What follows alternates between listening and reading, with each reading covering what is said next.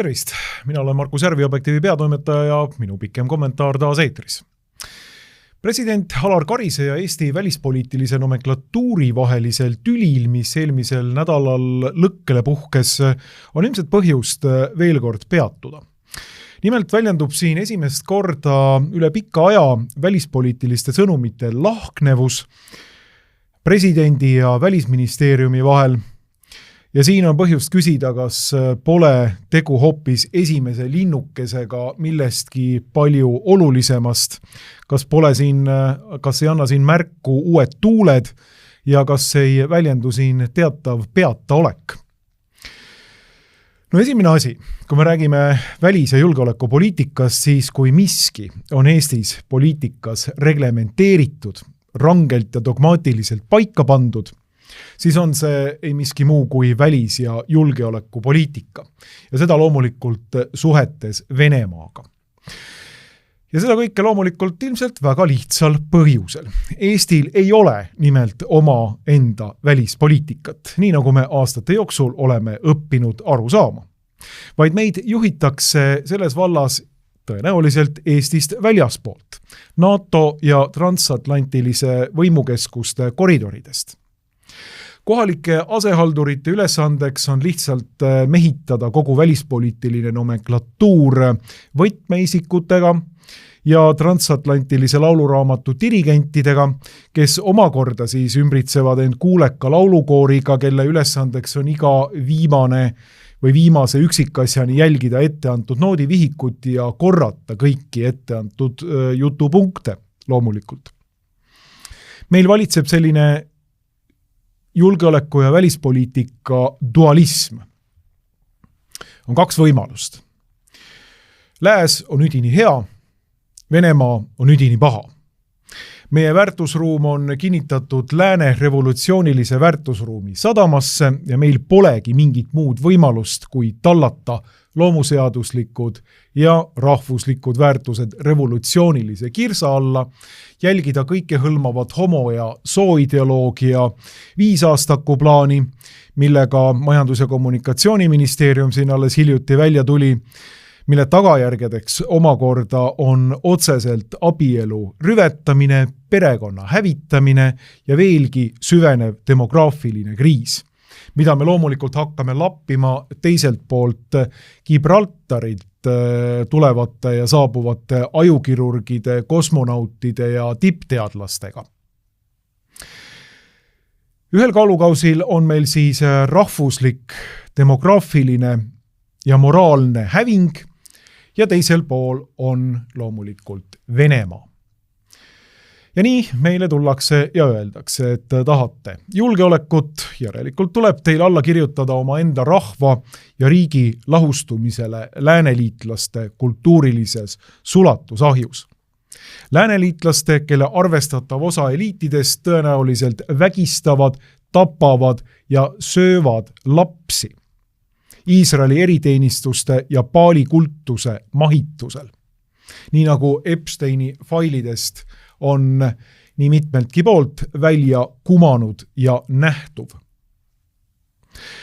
Jah, natukene jamada on, eks ju, aga mis sellest? Transatlantilised inimsööjad pakuvad meile vähemalt julgeolekut. See on see uus talisman sõna, mida igal pool kasutatakse. No mis julgeolekut meile siis pakutakse?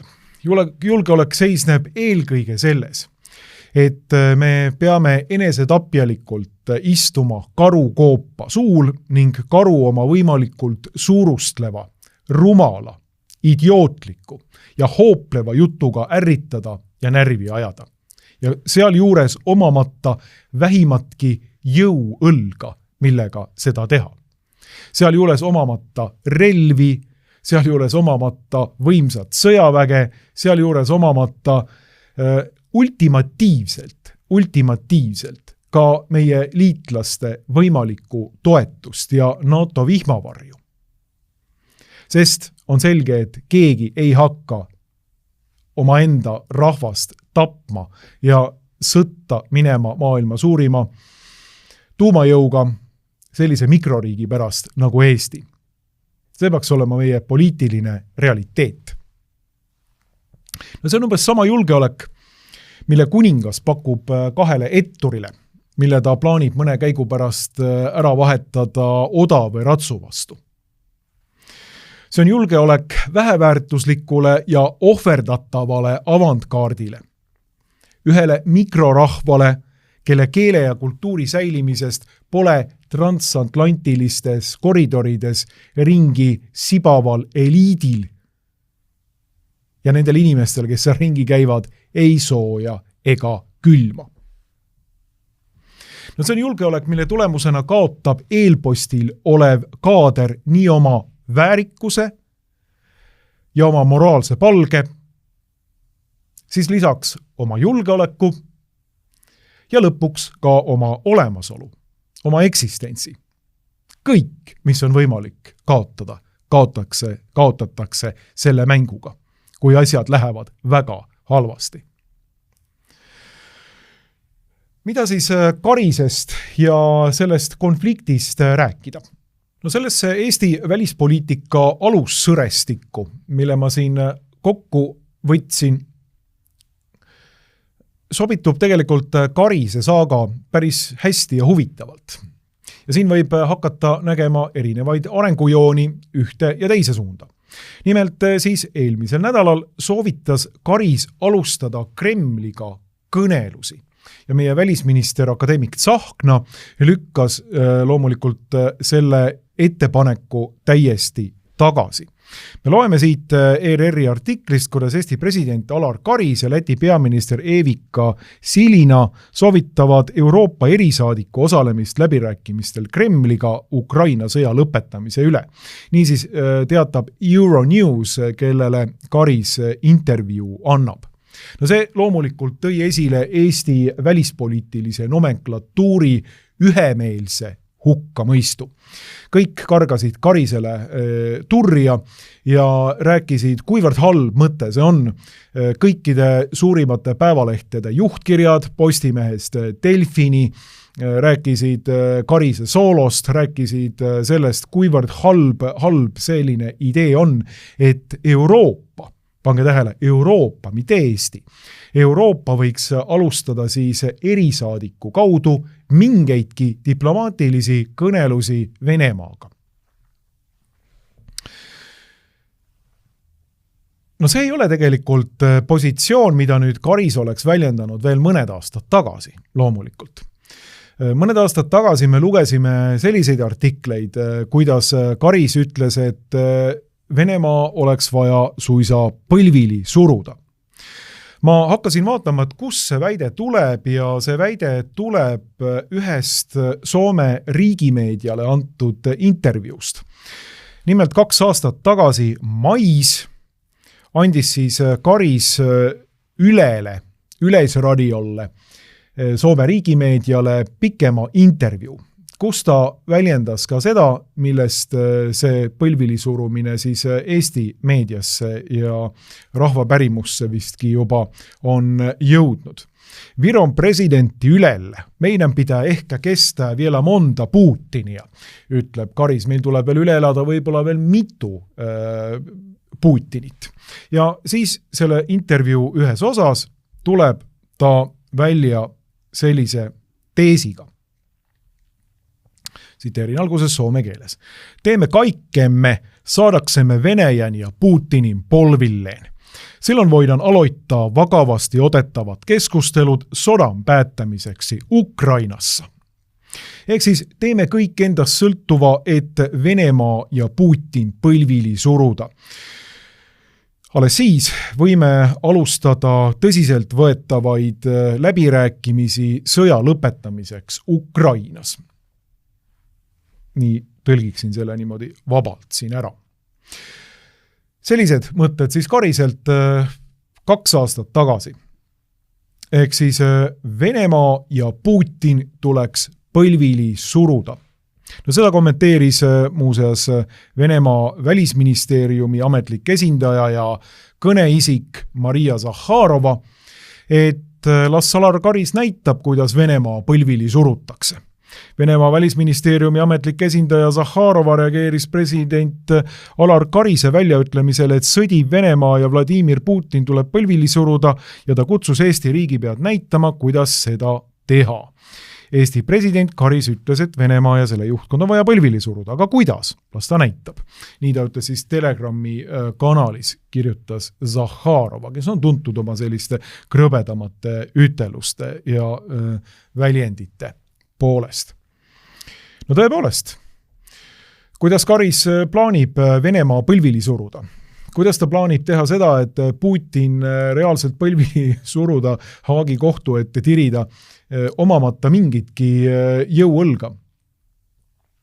Kuidas plaanitakse siis, kui Putin on põlvili surutud, alustada tõsiselt võetavaid diskussioone Ukraina rahu teemal? Ehk siis enne põhimõtteliselt likvideerime Venemaa ära vahelt ja siis saame hakata võib-olla siis Venemaa juba uute võimudega läbi rääkima Ukraina teemal. Ja selline geniaalne plaan. Seda siis 2 aastat tagasi. No, pikk maa on tuldud, ütleks selle pealt. Et kui Karis on vastavate väljendustega ja ideedega rääkinud siin pikalt erinevate tähtpäevade raames, korranud oma mõtteid, kuidas Venemaa tuleb hävitada, ja seda on rääkinud ka Eesti välispoliitiline nomenklatuur, siis täna oleme siis olukorras, kus nädal aega tagasi Karis tõepoolest tulebki välja ja räägib, et Euroopal oleks vaja erisaadikuga kõnelusi Venemaaga. No nali seisneb siin selles, eelkõige 2 erinevas aspektis. Nimelt on juba Euroopal üks teatav erisaadik. See erisaadik on Euroopa diplomaatia avalik nägu, Euroopa välissuhtluse kõrge esindaja, Eesti laulurahva üks parimaid pliiatseid, teravamaid ja värvilisemaid pliiatseid pinalis Kaja Kallas, kelle tööks oleks teha seda, mida Karis nüüd paneb ette erisaadikule, millele Karis vihjab. Kas ta vihjab sellele, ega ometi mitte sellele, et Kaja Kallas oma tööga hakkama ei saa? Ei tea. Igal juhul Kaja Kallas ka reageeris siin alles hiljuti sellele ja ütles, et erisaadik on juba olemas, see olen mina ja mina peaksin läbi rääkima Venemaaga. Ainus selline, kuidas nüüd öelda, piinlik seik selle asja juures on see, et Kaja Kallas põhimõtteliselt ei räägi läbi mitte kellegiga. Ta ei räägi läbi Marco Rubioga USA-st, tal ei ole suhtlust USA koridoridega ja tal ei ole ammugi vähimatki suhtlust Venemaaga, kui nüüd idaveod välja jätta. Mis seal kõik on, seda ma ei oska täpselt öelda, mul puuduvad otsesed informatsioonid selles osas, aga vähemalt selliseid ametlikke kanaleid Kaja Kallasel Venemaa suunas küll ei ole. Ja Venemaa on korduvalt väitnud, et Kaja Kallasega ta mitte midagi läbi rääkima ei hakka ning teatavasti vist on jõus isegi Kaja Kallase arreteerimiskäsk Venemaal. Nii et Kaja Kallasest suurt läbirääkijat Venemaaga ei ole. Ja tunduks nagu tunnistaks Karis selle fakti reaalsust. Kaja Kallas on sotsiaalmeedias, kes natukenegi jälgib, rahvusvahelist sotsiaalmeediat X-i, olnud juba pikemat aega üks selline isik, kelle kulul Euroopa ja miks mitte ka maailma laiemad kommentaatorid lihtsalt nalja teevad, kui viisakalt öelda. Kaja Kallase ikka ja jälle välja käidud revisionistlikke ajakaloo käsitlusi teise maailmasõja teemal toodakse näiteks, kui tema hiilgavast intellektist, mille võrdselt pole Euroopa koridorides vaated peaaegu nähtudki, ning tema muid väljaütlemisi samuti vist ei ole veel teada seda, et Kallas on rääkinud Eesti parlamendi ees Riigikogu infotunnis elektrimolekulidest. Mõnedes kommentaarides ma olen üritanud oma ametivendi valgustada Euroopas, et ka selline pärl on Euroopa välispoliitika kirkama pliiatsi, teravaima pliiatsi poolt siis kirja pandud. Nii et meie muidugi teame, kes on Kaja Kallas, aga Euroopa on teda nüüd siis viimase aasta pooleteise jooksul õppinud lähemalt tundma. Ehk siis Kaja Kallasest mingisugust erilist asja Venemaaga läbirääkimisteks pole. Ja teine aspekt on muidugi see, millele Karis viitab siin on see, et meil ei ole tegelikult Eesti välispoliitikat, et Karis teeb ikka selle sama lükke, mida Eesti välispoliitika teeb kogu aeg. Ehk siis me loobume teatavas mõttes iseseisvast välispoliitikast, me tunnistame, et meil ei ole seda ja me hakkame mingisuguseid välispoliitilisi suundumusi üld-euroopalikul liidu vabariikide ülesel liidu tasandil, Euroopa Liidu tasandil ajama. Ja siis ühe sellise kuuleka liiduvabariigina üritame anda väikest nõu Euroopa Liidu suurtele ninadele, et kuidas võiks käituda. Tavaliselt see nõu on olnud see, mida ka Kaja Kallas oma jutupunktidena on välja toonud korduvalt ja korduvalt, et Venemaa tuleb tükeldada, Putin ja Venemaa tuleb põlvili suruda, ei mingeid järeleandmisi, uusi sanktsioone, natukene veel ja järgmisel neljapäeval saavadki raketid Venemaalt otsa, nii nagu julgeolekuekspert Saks meile teatas vist juba siin 2 aastat tagasi, võib-olla 2,5 aastat tagasi. No senini ei ole veel raketid otsa saanud, nii et ma ei tea, et kas oleks Saksa väidete puhul tehtud mingitki arvestatavat faktikontrolli. Et faktikontrolli tehakse ideoloogilistel kaalutlustel meie lapsreporterite tööandja ehk luigemeedia ideoloogiliste vastaste suunas, mitte loomulikult siis nomenklatuuri enda esindajate puhul. No see on selge, siin pole midagi öeldagi. Aga Karis ütleb, et jaa, et ei, me ei vaja iseseisvat poliitikat, me üritame seda kuidagi Euroopa kaudu teha. Nii. Ja see juba toob esile mingi täiesti sellise avalangi, kus inimesed kogu poliitilisest nomenklatuurist hakkavad hurjutama Karist. See on nüüd sõnum, mida ei tohi ega tohiks Eesti Vabariigi president välja käia, et meil on vaja diplomaatilist läbirääkimist Venemaaga. Ehk siis iseenesest täiesti tervemõistuslik, normaalne, täiskasvanulik positsioon, mis oleks pidanud Euroopa koridorides kõlama juba ammu. Alates sel hetkel, kui Boris Johnson Ukraina rahu kihva keeras oma enda machinatsioonidega, et saaks ikka veel rohkem ukrainlasi, seda palju kannatanud rahvast aklihamasinast läbi lasta, et lääne korporatsioonid ja sõjatööstusliku selline tervik võiks üha rohkem Euroopa ja USA maksumaksja rahadega kosuda. Et oleks veel mõned aastad seda sõda, mille peale maailma eliit vaatab külma kõhuga, kuidas 2 rahvast teineteist hävitavad ja nende enda industriaalmilitaarne kompleks kasvab kasvamist. Huvitav selle juures oli see, et ma ei hakka kõiki neid reaktsioone siin esile tooma.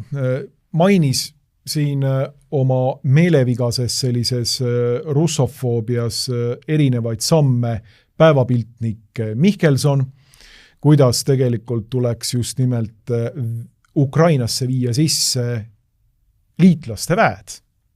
Ehk siis põhimõtteliselt astuda Venemaaga avalikku konflikti. Ma ei hakka kõiki tõesti neid asju välja tooma, aga üheks märgiliseks reaktsiooniks on Välisministeeriumi kantsleri Jonatan Vseviovi intervjuu ERR-ile. Ja Jonatan Vsevjov ütleb, et vaat nii ei saa, toob sellise ilusa muusikalise kujundi ja tõesti ei saa. Orkestri mängus ja kes on natukenegi muusikat nuusutanud, klassikalist muusikat teab väga hästi, et tõesti nii ei saa, et orkester mängib poolenisti Mozartit ja teine pool mängib siis Bachi. No samal ajal vähemalt ei saa. Tekib kakofoonia. Et välispoliitikas samamoodi nii ei saa, et me peame olema täiesti ühtsed. Selles Vsevjovi intervjuus ilmneb see seik, millele ma siin kommentaari alguses viitasin. Ehk siis see, et kuidas välispoliitiline nomenklatuur on teineteisega seotud põhimõtteliselt nagu sukk ja saabas, nad moodustavad ühtse terviku, kus jutupunkte jagatakse paremale ja vasakule ning mingitki lahknevust ja sõnumite erisust ei sallita. See ei kuulu välispoliitilise diskursuse juurde. Meil on üks ja ühtne välispoliitika. Kui vajutatakse nuppu, siis tulevad välja need sõnumid. Seda loomulikult võimendab omakorda veel riiklik Stratcom, kuhu riik pumpab sisse kümneid ja kümneid miljoneid, millega eesmärk on siis teie enda rahaga, teie enda ajusid pesta ja pakkuda teile väljavaateid ja ühismeelt, nii nagu Bernays'i kuulus teos Propaganda, seda juba 20. sajandi alguses ütleb, et riigi eesmärgiks toimiva demokraatia korral ongi sellise ühismeele loomine. Eesti riik on seda võtnud väga tõsiselt ja oma Stratcomiga, mida me naudime näiteks Rainer Saksa ja teiste esituses Postimehes iga päev, hiljuti Meelis Oidsalu, üks selliseid Stratcomi autoreid, sai Postimehe aasta arvamusliidri auhinna, hiljuti lugesin. Nii et Stratcom on põhimõtteliselt asetatud püünele ja õilmitseb sellistes väljaannetes nagu Postimees. Teeb seda igapäevaselt teeb niimoodi, et teie ajukesed oleks korralikult ära pestud, teile oleks antud kätte vajalik narratiiv ja suund, mille järgi enda maailmavaadet siin välispoliitilistes ja julgeolekupoliitilistes küsimustes kujundada. Tuleme siis täpselt selle Jonatan Vsevjovi juurde, et Vsevjov ütleb ära selle sama asja natukene nagu läbi lillede. Lausete vahelt võib lugeda ühte väga nagu huvitavaid selliseid dünaamikaid. Ja tsiteerin Vsevjovi. Ma loomulikult kinnitan, et Välisministeerium ja presidendi kantselei töötavad tihedas koostöös ja selle koostöö osa on ka Välisministeeriumi poolne pidev nõuanne nii välistegevuse kui ka sõnumite osas. Aga seda nõuannet me ei anna loomulikult meedia vahendusel. See on igapäevane töö ja minu roll ei ole kindlasti kommenteerida avalikult ühte või teist presidendi väljaütlemist või mida ma selle kohta arvan, jätkas ta veebisaates. Ehk siis mida me siit nüüd lugesime? Välisministeeriumi töö on põhimõtteliselt briefida ja anda nõuandeid kogu Eesti nomenklatuurile, kaasa arvatud presidendile, kes just kinnitas siin ühes teises intervjuus kommenteerides oma väljaütlemist seda, et ta on iseseisev inimene. Toon siit välja selle lõigu. Rahvusringhääling küsib presidendilt, et praegu jääb natukene selline mulje, et president ja välisministeerium on avalikus konfliktis. Kuidas teie seda näete? Ei, mina ei ole küll kellegiga konfliktis, vastab president. Mina olen iseseisev, mõtlev inimene ja olen seda kogu aeg olnud nii teadlasena kui nüüd ka presidendiga. Nii et mulle keegi sõnu suhu ei pane. Ja ma arvan, et iga terve mõistusega inimene saab aru, et see sõda, mis täna on Ukrainas, see peab lõppema ja peab lõppema soodsalt Ukrainale, ütleb president. Kinnitades tõesti, et meil on ühtne välispoliitika, aga tõepoolest tema on iseseisev inimene nii mõttelaadilt kui ka isiksuselt kui ka teadlasena eelnevalt olnud ja räägib ta siin ka sellest, et Margus Tsahknaga oleks pidanud enne läbi rääkima, kui selliseid kriitikaid avalikkuses välja öeldakse. See on muuseas väga huvitav, et kui on tõepoolest selline õlitatud suhtlemine erinevate riigiasutuste ja põhiseaduslike institutsioonide vahel, siis ootaks tõepoolest, et selliste väljaütlemiste peale järgneks pigem Margus Tsahkna ja teiste välispoliitilise nomenklatuuri liikmete eraviisiline suhtlus presidendiga ja mitte selline avalik peks, enam-vähem nagu Veidemanni peks kuskil meedias, ilma inimesega üldse läbi rääkimata või inimesega ühendust võtmata. President ütleb siin ka, et mul on väga raske hinnata seda siis reaktsiooni, küsimus käib Margus Tsahkna reaktsiooni üle, sest ma ei ole temaga saanud rääkida ja tema ei ole ka minuga rääkinud. See ongi kahetsusväärne, et neid asju ma loen alati Delfist või Postimehest või ERR-ist. Mitte see, et inimene võtaks otse ühendust. Enne tuleks ikka rääkida ja kui ei saa aru, mis president ütleb, siis ma olen alati valmis selgitama ja siis on asi tunduvalt lihtsam. Tõepoolest ka selline, kuidas öelda, igati tervemõistuslik ja selge positsioon presidendilt. Aga mis siin tõepoolest välja paistab, on see Vseviovi idee, kellest muuseas Postimees manas juba vaikselt ka presidenti. Et Postimehe presidendi sellises ettepanekutes oli välja toodud ka tõepoolest Jonathan Vseviov, ja räägitud, et meil praegu vägagi tõsises julgeolekupoliitilises kriisis vajab Eesti sellist jõulist julgeoleku ja välispoliitilist presidenti, nagu seda Vseviov võiks endast kujutada. Nii et siin on ka nagu huvitav ühtsus veel või huvitav side. Just kui teeks Vseviov siin endale ka natukene juba propagandat või just kui oleks Karis viskamas absoluutselt viimast kinnast nomenklatuurile, millega ta millegipärast tülli läinud ja mille juhiseid ta enam täita ei soovi. Aga Karise positsioonile võib olla ka teine tõlgendus ja ma ütlen, et ma olen siin täiesti arvamuse peal loomulikult, ma esitasin mingeid fakte, ma esitan siin oma hüpoteese, et kas ei näe see asi välja tegelikult sellise tõelise esimese linnukesena meie välispoliitilises koes ja lõimes.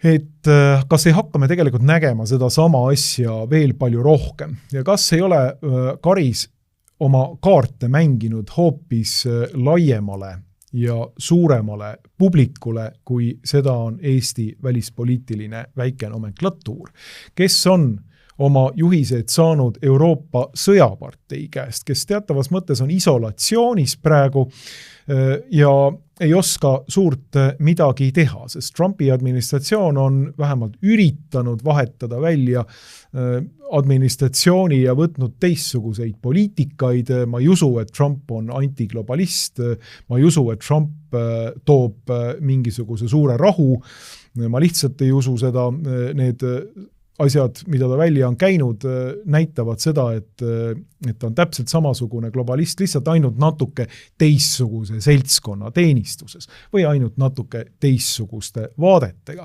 Aga põhimõte on täpselt sama. Aga igal juhul, selles olukorras, kus nüüd selline vana sõjapartei Euroopas tunneb ennast olevat isolatsioonis, olukorras, kus isegi Trump võib üritada siin mingite avantüüride kaudu NATO-t lammutada ja ei näe enam Euroopat oma strateegilise partnerina ja räägib üle Euroopa peade Venemaaga otse juttu, soovides siis ilmselt lõpetada Ukraina konflikti, võib-olla siis sellepärast, et keskenduda mingite muude konfliktide arendamisele, nagu näiteks Iraan. Aga igal juhul on Euroopa sõjapartei ja selle üks selline osis siin Eestis välispoliitika struktuurides teatavas mõttes sellises isolatsioonis. Ja kas Karis ei mängi siin tegelikult palju laiemale kaardile? Kas me ei hakka nägema tegelikult Eesti välispoliitilisel maastikul täpselt sedasama dualismi, et mis on olnud ühtne aastakümneid, täiesti ära ühtlustatud Eestis. Kas me ei hakka nägema nüüd midagi, mida me võiksime nimetada tõeliseks diskussiooniks? Ja kas me ei hakka nägema seda, et kui Karis mängib oma kaardid Trumpi positsioonidele, et Euroopa võiks hakata Venemaaga läbi rääkima, või et Euroopa on selg vastu seina, eelkõige oma geniaalse välispoliitika juhi Kaja Kallasega, jõudnud sinnamaani välja, kus tõesti täiskasvanud ruumis peavad üles tõstma ja ütlema, et me peame midagi tegema, et Euroopa positsioone natukenegi parandada. Mitte ainult sellepärast, et meil oleks tõesti vaja vitaalselt Venemaaga läbirääkimisi pidada, vaid lihtsalt puhtalt sellepärast, et taastada Euroopa mingisugunegi väärikus või mingisugunegi positsioon.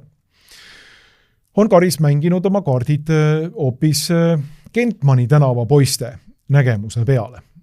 Olukorras, kus meil on ka uus saadik siin, kas ei ole võimalik, et uus saadik on andnud Karisele mingisuguseid näpunäiteid.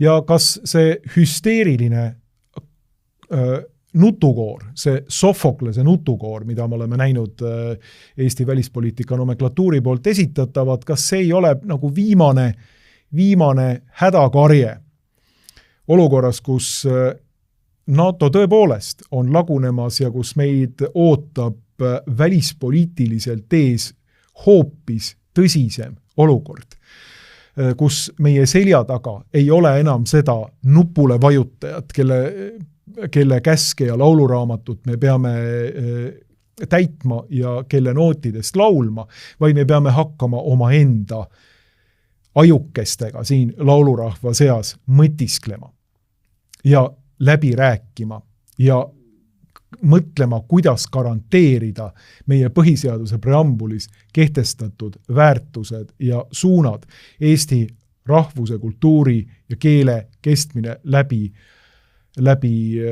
sajandite. See on üks küsimus.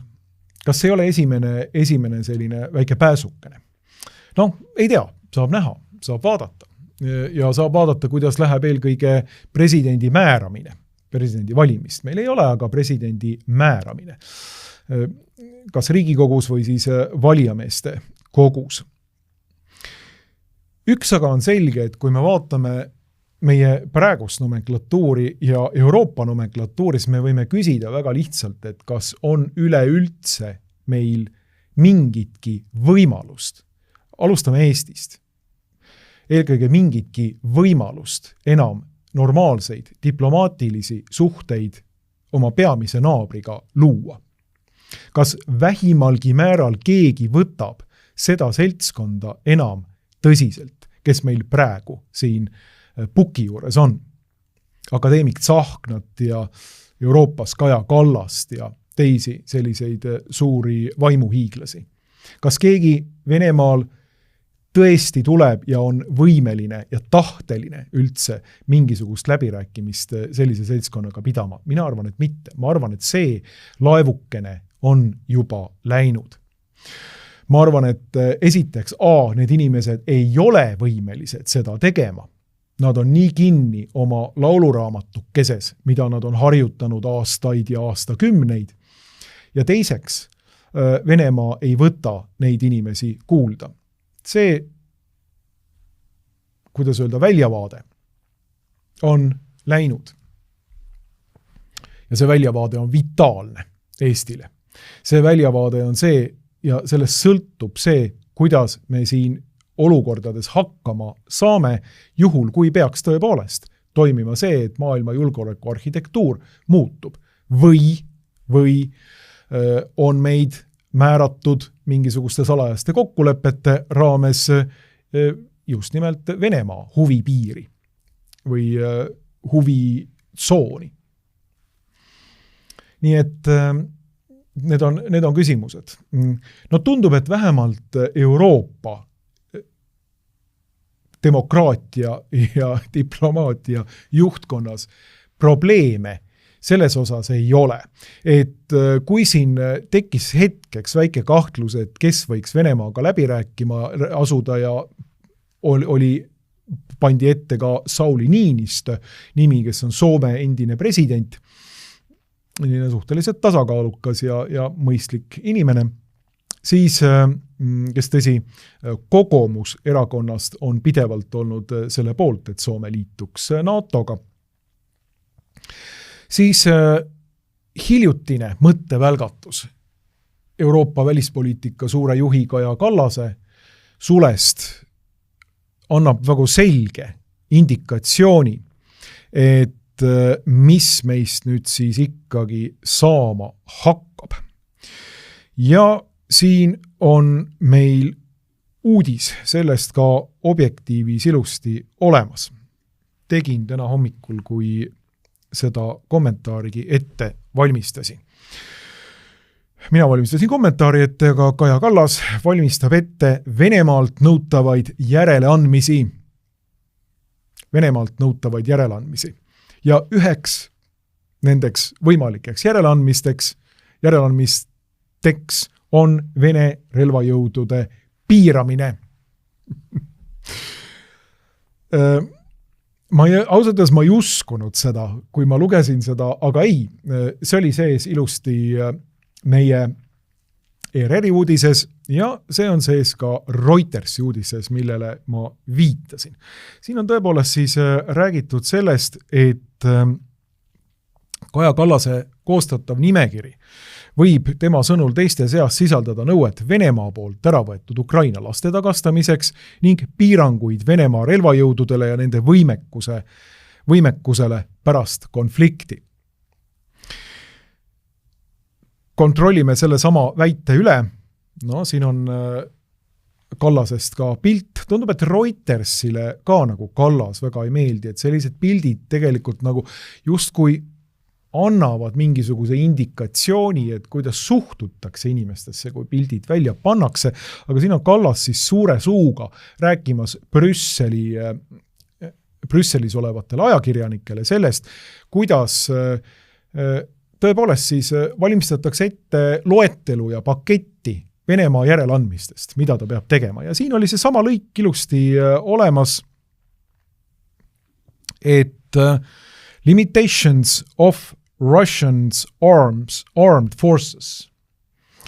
See on siis üks näide, mille Kallas välja tõi. Venemaa relvajõudude piiramine. See on uskumatu, et viimati vist piirati relvajõude ühel juhul. See oli peale teist maailmasõda, kui ma ei eksi, kus võitja osapool tuli ja piiras relvajõude eelkõige Saksamaal, kes oli kaotanud Itaalias ja ka Jaapanis, kus siis pandi peale selged nõuded, et millised relvajõud võivad nendel kaotanud riikidel olla pärast alistumist. Üks väike pisikene detail on see, et me just nagu ei tea või vähemalt faktid ei kinnita seda, et Venemaa oleks alistumas Ukrainas. Vastupidi, Venemaa hõlmab kogu aeg üha rohkem territooriumeid. Kaja Kallas tundub, et räägib justkui mingisugusest positsioonist, nagu oleks Venemaa juba kaotamas seda sõda ja võidukad lääne koalitsiooniväed tungimas Venemaale, tükeldamas Venemaad, Putinit Haagi kohtu ette viimas ja nüüd ühe sellise nii-öelda ettepanekuna toome välja selle, et Venemaa peab hakkama oma armeed vähendama tõsiselt. Lapsed ka tagasi, aga armeed tuleb hakata vähendama. Need olid siis Kaja Kallase võimalikud ettepanekud, et seda listi ei ole veel valmis tehtud loomulikult, aga need olid siis tema poolt sellised välja heidetud asjad, et mida siis võiks nagu kaaluda. Nii et see on siis inimene, kes võiks või peaks hakkama Venemaaga läbi rääkima. Ma kujutan tegelikult ette seda naerupahvakut, neid sõnu, ja neid vandesõnu kuskil GRU peakorteris. Ma ei tea, kas nad isegi viitsivad vanduda selle peale, aga ja Venemaa peastaabis või presidendi või Kremli koridorides, kui keegi loeb, et Kaja Kallas, üks tüdruk Eestis, Djevotška Eestist tuleb ja räägib jälle samamoodi, nagu eestlastele on pidevalt omane, ilma igasuguse jõuõlata. Sellest, kuidas Euroopa nõuab Venemaa relvajõudude piiramist ühe võimaliku tingimusena Ukraina rahuprotsessis. Nii et ma kujutan ette seda rämedat naeru nendes koridorides. Ja ma kujutan ette seda, et varsti ei viitsi sellise jama peale isegi Venemaal keegi enam naerda, sest Euroopa ennast mänginud täiesti irrelevantseks teguriks. Euroopa üle käib kogu suhtlus ja sellised ettepanekud nagu siin. See jutt, mida meile räägib siin Kaja Kallas, need jäävad lihtsalt kuskile, ma ei tea, Venemaa mingite propagandasaadete materjaliks. Umbes nii nagu, ma ei tea, meil oli uudiste materjal Žirinovski väljaütlemised, karmid väljaütlemised, Soome tabloidide 20 aasta tagused sellised uudised keskendusid alati Žirinovskile, kui ta oli kuskil jälle mõned pitsid viina natukene liiga palju tarvitanuna midagi krõbedat Soome või Euroopa suunas välja öelnud. Žirinovski, kes minu teada vist võttis oma 10 või 20 vaktsiini printsiibiga topelt ei kärise, kõiki võimalikke preparaate, mis COVIDi vastu siis olid, võttis ta vähemalt topelt ja peale seda heitis ka hinge. Et ma arvan, et kogu see asi jõuab sinnamaani välja, et mitte keegi ei võta sellist asja enam tõsiselt. Mitte keegi ei võta sellist asja tõsiselt ja Venemaa lihtsalt ainult naerab. Ta naerab muidugi juba praegu, aga see räme naer, mis selliste väidete peale tuleb, kostub põhimõtteliselt Toompeani välja, võiks kostuda Brüsselini välja. Ja mida te siis räägite? Mida te siis räägite? Millisest suhtlusest, millisest kanalist Venemaaga suhtlemisel te läbi räägite? Me põhimõtteliselt oleme Eestis harjunud sellega, et justkui me oleme pendeldanud kogu aeg nagu lasteaia lapsed mingisuguse kahe äärmuse vahel. Kui ma vaatan Eesti sellist diskursust, jälle võõrsõna muidugi, aga sellist mõttelõnga või mõtte koetist selles osas, siis Venemaa osas, siis mulle tundub, et me oleme nagu tõesti mingisugused lasteaia madalamate klasside lapsukesed oma välispoliitilises ja Stratkomi jutupunktides samuti. Et ühelt poolt liigub pendel ühte otsa ja see on selline nii-öelda kuri ja kõikvõimas Venemaa. Venemaa mõjutab. Venemaa on kohal USA valimistes. Venemaa on kohal Euroopa äärmus parempoolsetes organisatsioonides. Venemaa on kohal, ma ei tea, kõikjal maailmas põhimõtteliselt tõmbamas niite. Venemaa mõjutustegevus ulatub loomulikult Eestisse. Venemaa jutupunkte kordavad kõikvõimalikud meediakanalid, Objektiiv loomulikult ka, eks ju. Nii nagu me oleme õppinud, et need on need jutupunktid, mis meile kätte antakse, ega me ise ei oska midagi mõelda, ega me oleme ju need mehed, kellele jutupunktid on vaja kätte anda. Minagi saan hommikul sellise jutupunktide loetelu, nii nagu, vaata kui sa ise oled Kaja Kallas, eks ju, siis sa oledki niimoodi, et võib-olla saadki omale hommikul jutupunktid kätte ja midagi muud pole teha, aga vaata on inimesi, kes suudavad nagu lihtsalt nagu samm-sammult mõelda ka ilma igasuguste võimalike jutupunktideta, mis neile ette antakse. Täpselt samamoodi on inimesi, kes võivad teenida lihtsalt oma enda südametunnistust ja mitte mingisuguseid väliseid huve. See on ka olnud üks argument, et kedagi te peate ju teenima, eks ju. Et loomulikult andes nagu indikatsiooni sellele, et kes nad ise on. Et me loomulikult ega asju ei tehta iseenesest. Asju tehakse ikka, keegi kuskilt teine mõjutab. Nii. Aga me ei ole seda kunagi teinud, mina ei ole seda kunagi teinud, et me oleme lähtunud oma enda südametunnistusest ja mõistusest. Ja kõik, nii, et kellegi teise laulu me ei laula siin Eestis. Aga tuleme selle pendli juurde tagasi, et ühelt poolt siis selline kõikvõimas Venemaa ja teiselt poolt siis selline nii-öelda nagu täiesti kokku kukkuv asi, mida me võime hakata põhimõtteliselt põlvili suruma. Siin Putin, Haagi, Venemaa põlvili, tükeldame Venemaa, nagu Kaja Kallas on kuskil rääkinud. Selline, järgmisel neljapäeval raketid otsas Venemaa. Joovad seal kaevikutes põhimõttelist kakerdavad ringi, raketid on otsas, mitte midagi pole. Kukub kokku ise oma enda raskuse all. Ja see on umbes, ma ei tea, samasugune lähenemine nagu laste ja lapsel on selline dualistlik lähenemine, et ühelt poolt, ma ei tea, on see ei ole nagu hea ja halb, aga ühelt poolt on kasvataja maailma kõige parim inimene, kui ta kommi annab, aga siis teiselt poolt on kõige kurjem nõid, kui ta seda kommi nüüd äkitselt ei luba või ütleb, et nüüd on vaja saapad jalga panna ja õue minna. Et midagi sellist, ma ütleks, on meie välispoliitiline aruteluks seda palju nimetada siin pikemat aega olnud. Aga selliste jõududega, nagu meil siin Kaja Kallas, kes soovib Venemaa relvajõude piirata, just kui Venemaa oleks juba alla andnud, selliste jõududega meil pole Eestis tegelikult mitte midagi teha, selliste jõududega pole Euroopas mitte midagi teha. Ja nüüd on küsimus selles, kas Eestis ja Euroopas olukorras, kus välispoliitilised realiteedid muutuvad, on piisavalt täiskasvanud inimesi. Mina ütlen välja kohe oma enda ideaali. Minu ideaal on suveräänsus, suveräänne välispoliitika ja iseseisev välispoliitika. Ja kui me ei ole võimelised iseseisvaks välispoliitikaks ja iseseisvaks riigiks, siis me peame hakkama üleüldse küsima ja mõtlema seda, kas meil on seda iseseisvat riiki vaja. Mis tüüpi iseseisvus see siis on, kui me iseseisvad ei ole?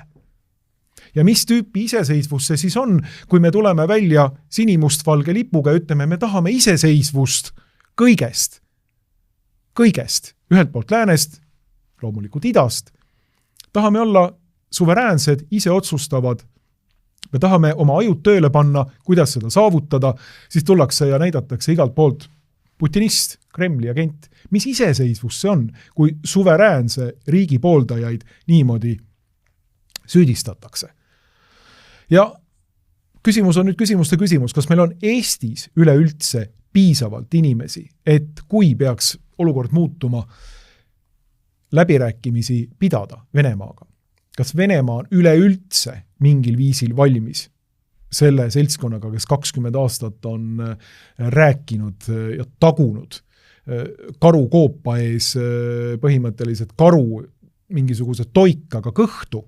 Kas ta on üldse valmis sellistega läbi rääkima või lihtsalt mõtleb, et tuleb ja teeb nüüd üks kord selle väikse kirbuga asja lõplikult ära? Aitab jamast. Need on need eksistentsiaalsed küsimused tegelikult, mis Eesti ees seisavad. Kas meil on piisavalt ka välispoliitilist eliiti? Kas meil on piisavalt inimesi terve mõistusega? Kas meil on piisavalt Euroopa pärast ma ei muretse, aga kas Eestil, meil siin, on piisavalt täiskasvanud inimesi, et kuidagi see rahvas ja riik vedada läbi nende ohtlike karide, mis meil ees seisavad. Sest see, mis meile siit vastu vaatab, on lihtsalt farss. See on farss. See, mis meile Kaja Kallase asjadest ja Eesti välispoliitikast ka vastu vaatab, on lihtsalt välistes huvides olev oma enda rahva saatust ja riigi saatust kaalukausile panev enesetapjalik käitumine. See tuleb ära lõpetada.